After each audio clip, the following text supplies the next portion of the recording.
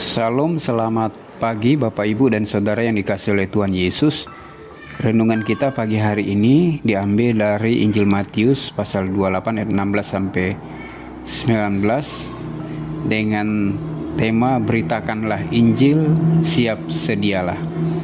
Karena itu pergilah, jadikanlah semua bangsa muridku dan baptislah mereka dalam nama Bapa dan Anak dan Roh Kudus, dan ajarlah mereka melakukan segala sesuatu yang telah kuperintahkan kepadamu, dan ketahuilah aku menyertai kamu senantiasa sampai pada akhir zaman.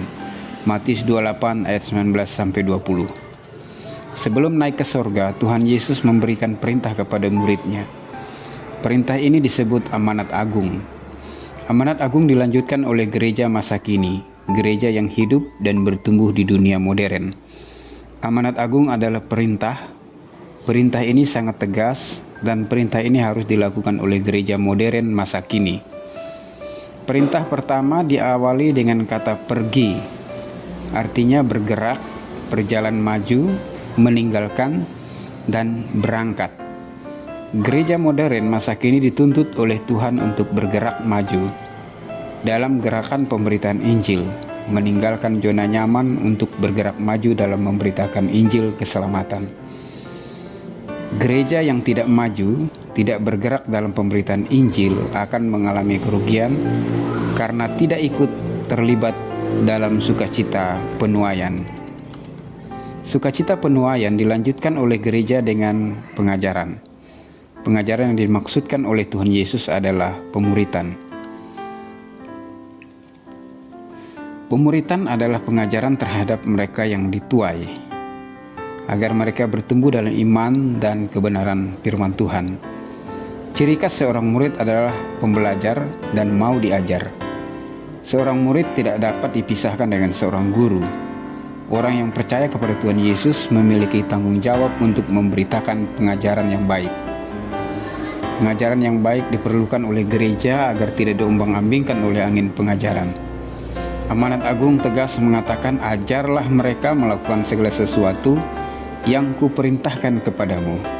Segala perintah Yesus tidak akan pernah dipahami, tidak akan pernah dimengerti oleh tuayan apabila tidak diajarkan oleh gereja, dan Roh Kudus akan membantu gereja untuk memiliki kuasa dalam pengajaran.